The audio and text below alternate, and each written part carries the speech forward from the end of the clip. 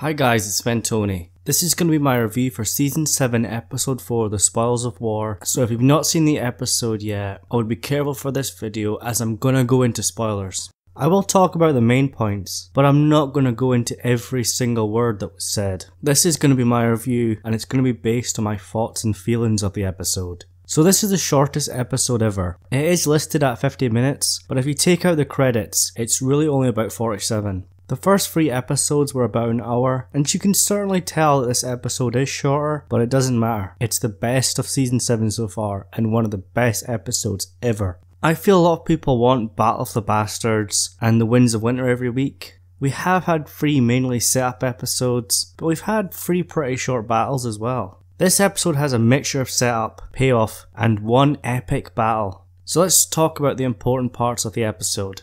Jaime has looted Highgarden and he's going to use the food to feed his armies and the gold to pay back the Iron Bank. I'm really glad that Bronn's back. He was in episode 3, but he was only seen for a few seconds. I loved how Bronn asks Jaime about Olenna Tyrell and what she said, and that Jaime said he'll save his confessions for the High Septon. Of course, after Cersei blew up the Sept of Baelor, it seems like the Faith of the Seven no longer have any power. It's great to see Bronn back, as he's one of my favourite characters, and in typical Bronn fashion, he basically asked Jaime, "Can I have Highgarden?"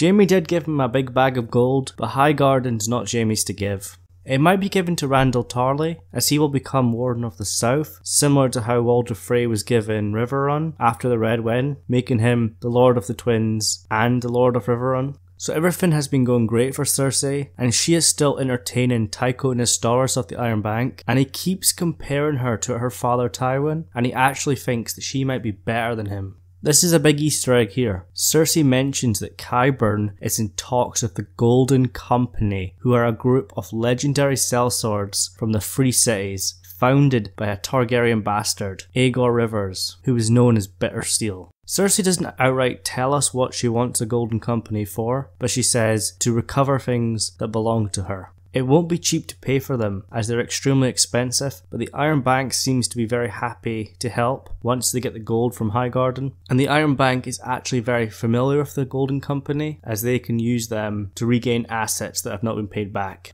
Cersei is looking very strong, but she needs to get that gold safely back to King's Landing. I'm kinda glad that Cersei is winning the war, as at the end of Season 6, it looked too easy for Daenerys, but I always said that Cersei is not done yet, and you can't count her out, but I didn't think she'd be this far ahead. So next we go up to Winterfell, and Littlefinger gives Bran the cat's paw dagger, and promises to protect Catelyn's children, as he regrets that he could not save her. Important bit here, Bran asks Littlefinger who the dagger belongs to. I think Bran knows, and I have a video going into more detail. Littlefinger is trying to get into Bran's head, but Bran's far too clever now. Littlefinger of Season 7 just rambles on, and he's not really done anything. He mentions, chaos, and Bran replies with, "Chaos is a ladder." Basically, crisis is an opportunity, and Littlefinger has used crisis to gain power. Littlefinger has been very boring this season, and it seems like he has no power anymore. He doesn't actually seem like a threat. All he has are the Knights of the Vale. So Meera interrupts. Littlefinger does leave them, and Meera tells Bran that she's gonna go home. I really hope this means that she'll come back to Winterfell with Howland Reed, and you got to remember that Howland Reed was there with Ned Stark when Ned was given baby Jon Snow. Howland Reed might know more about Jon, and he might be used to reveal to us more about Jon's parentage. I think Meera has feelings for Bran, but I think Bran is losing his humanity. If you stay warged for too long, you can forget what it's like to be human, so imagine what's happening to Bran. He's an extremely powerful greenseer, and I think every time he goes back and sees the past and possible futures, he leaves a bit of himself behind. Meera is noticing how Bran's acting, and she even said that Bran died in that cave with Summer and Hodor. Bran kind of agrees, saying he's no longer Bran Stark, he's seen too much. But I have one big problem here. Bran has not been told about Rickon. Rickon and Bran shared a lot of screen time in the first 3 seasons, so I was hoping that Sansa would tell him. I do believe that Bran knows about Rickon, and he's probably seen it, but Sansa should have said something. So we stay at Winterfell, and we get the emotional scene that we've all been waiting for. Arya Stark is back at Winterfell. 2 guards block her way and they don't believe her, and they try to send her off. Nice mention of Maester Luwin and Sir Roderick, and it just shows you how long Arya's been away, as both of them died in Season 2. Arya does convince them to get Sansa, but Arya loses them and Sansa knows exactly where she is. The guards were pretty annoying, especially the fat one. So here we go, Arya and Sansa reunion in the Crypt of Winterfell. Sansa finds her there and she's looking at Ned Stark's statue, and Arya even comments that it doesn't even look like Ned. I loved how Arya asks Sansa if she has to call her Lady Stark, and Sansa says yes. They do hug, and we get a big tease where Sansa says, "Can you imagine what Jon's going to be like when he sees you? His heart will stop." I don't think Jon will be back at Winterfell this season, and he's not going to meet Bran or Arya until season 8. The two Stark girls talk about how they both wanted to kill Joffrey, but neither of them got the chance, and Arya mentions her list. Again, just like the Lannister men in episode 1, Sansa laughs it off. It's funny how nobody believes how badass Arya actually is. Arya and Sansa have been separated since season 1, and both of them have had long stories. I imagine most of it will be told off screen, but Arya does say their stories are not over. The girls hug one more time, and then Sansa tells Arya that Bran is home too. This reunion was a bit strange. It wasn't going to have lots of tears, such as the Sansa and Jon one at Castle Black. I felt the girls were kind of happy to see each other, but both of them were a bit hesitated and kind of lost for words. They never got on in the past, so it's going to be interesting to see what happens now. So it's time for Arya and Bran now. Bran mentions how he saw Arya at the Crossroads Inn, and Bran actually mentions a list of names, which kind of freaks out the girls. I feel Sansa is not 100% sure about Bran's visions, but this does confirm to her, and Arya, that Bran has been serious. The next bit's important too. Bran gives Arya the Valyrian steel dagger, and I think he's seen something in the future that requires Arya to have it. There was lots of heartwarming scenes this episode, and we get another one when Brienne sees all the Starks together. She has completed her promise to Catelyn to get the girls back, and even though she says she did nothing, Pod says she's too hard on herself. Brienne did save Sansa, and she did try to find Arya, but it's a shame Jon's not there, and we probably will have to wait until season 8 for that. So at Dragonstone, Daenerys and Missandei are going to talk about Grey Worm, but Jon Snow interrupts the girl talk. Jon leads Dany down into the Dragonglass caves, where there are actually paintings on the walls which show us the children of the forest and the first men, along with the White Walkers. Dany is really overwhelmed here, and Jon pleads for help against the Night King one more time. Daenerys does say that she will fight for the North, but Jon must bend the knee. Jon says he can't, as his people won't allow it, but it looks like Dany is getting him closer to giving in. It's kind of similar to how Jon tried to get Mance Rayder to bend the knee to Stannis. Jon talked about Mance's pride, and we know it didn't end well for Mance, and Daenerys does mention about Jon's pride. I think Jon will bend the knee eventually, and it looks like Daenerys and Jon are growing closer. He even touches her arm, and she doesn't need guards around him. So Tyrion is waiting outside, and he breaks the bad news to Daenerys about Highgarden, and she's not happy. She is sick of Tyrion's plan, and even questions his loyalty. Daenerys has had enough, and she wants to fly her dragons to the Red Keep. She asks Jon for advice, and Jon thinks Dany shouldn't use the dragons, as it wouldn't make her any better than past rulers, or even Cersei. Dany asking Jon for advice, and allowing him to stay during a small council meeting, means she is starting to like and trust him. I love the scene in the caves, and I can't wait to see Dany's face when she sees the Night King. So we're going back up to Winterfell again, and Arya and Brienne are going to spar. I always thought that it would end in a draw, and it kinda does. Arya does get the better of Brienne at first, but Brienne does have superior strength, and she kicks Arya down and disarms her. It does end in a draw, with Brienne's sword and Arya's new dagger at each other's necks.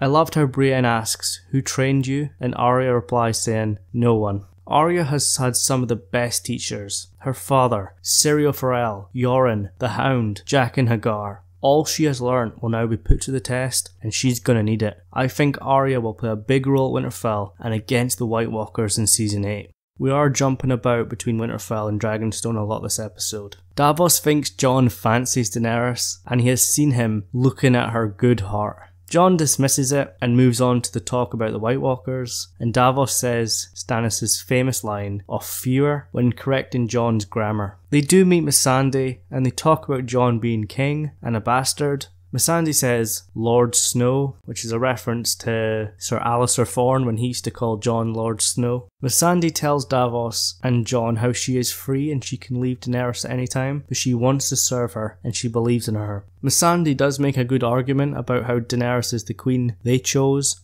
and then Theon arrives. Theon lands on Dragonstone and Jon's waiting for him. Remember, Theon betrayed Robb and made Bran and Rickon run away. Jon would kill Theon, but he allows him to live because of what Theon did for Sansa, saving her from Ramsay. Theon wants Dany's help to save Yara, but Jon says the queen is gone. Daenerys didn't follow Jon's advice, and she's taken the Dothraki and Drogon to ambush the Lannisters. Words can't really describe this battle, so I'm not going to break it down scene for scene, but basically the gold did make it to King's Landing, but the food and the men are not there yet. Dickon gets some good character development here, as he tells Jaime that was his first battle, and he knew the Tyrell men. Bronn and Jaime have some of the best scenes in this episode, and I literally laughed alongside Bronn when he heard Dickon Tarly's name. Bronn hears the Dothraki coming, and the Lannisters prepare for the charge. Remember what Robert said in season 1, only a fool would meet the Dothraki on the open field, and he's not wrong. Jaime had no choice though. The scene where the Dothraki are charging, and then Drogon and Daenerys arrive, and then Dany tells them Dracarys is one of the best scenes in this series. The Dothraki are destroying the Lannisters on the ground, and Drogon is raining fiery death from above. His fire is that powerful, it burns men to ashes. And let's just take a minute to appreciate the music. It's always been top notch, and season 7 has not disappointed. It seems like Drogon is that powerful that normal arrows cannot pierce his scales. But Jaime has a plan, and he sends Bronn to shoot Qyburn's Scorpion Ballista at Drogon. Bronn gets the Jon Snow treatment like in the Battle of the Bastards, when he becomes the main character and the camera follows him around from the ground. He does lose his gold, but he chooses to leave it behind. Bronn is such a great character. I'm so happy he has gotten a scene like this. I especially loved how he shot a bolt at the Dothraki that was chasing him. Tyrion arrives and he's watching the battle from afar, and he's visually upset and kind of disgusted by the death and destruction. Daenerys has got into this area pretty quickly. I know the dragon flies fast, and the Dothraki must have came on the ships. Let's not get on about timeline and how stuff travels too fast. There can be days, weeks, even months between scenes. So Jaime gets one of his best scenes in this episode. He doesn't want to leave his men behind, and after Bronn manages to shoot Drogon down, Jaime charges at the dragon, and he plans to kill Daenerys and end the war right now. So you've got Jaime charging at Daenerys, and she's on the ground trying to pull the pike out of him. You see Tyrion on the sidelines, and he's worried for both his brother and his queen. Drogon is about to kill him as he steps in front of Daenerys, but Bronn manages to push himself and Jaime into the water, and the episode ends with Jaime sinking down to the bottom of the water. We know where a lot of the budget for season 7 has gone. This is the first time we've seen Drogon fight in season 7, and Daenerys didn't bring Rhaegal and Viserion, but can you imagine how much damage all three of them could do? This battle was epic, and it's hard to pick a side. It's similar to the battle at Blackwater Bay, when it's hard to pick a side as we wanted Joffrey to die, but not Tyrion. The Lannisters are often portrayed as the bad guys, but just like in the scene with Arya in episode 1 with the Lannister men, it shows us that the normal Lannister soldier is not evil, and they're not all like the Mountains gang that raided the Riverlands. Jaime got a lot of screen time this episode, and he's changed so much. You can tell he cares for his men, and he won't leave them, even after Bronn tells him, "Get to King's Landing, we've got no chance here." So Cersei was winning pretty easily, and she has gotten her gold, but a massive part of her army is now dead. The food from Highgarden has been destroyed, and it's not looking good for Jaime. The aftermath of this battle is going to be very interesting. I think Jaime will be fine, as he's such a big character and he's not going to die this early.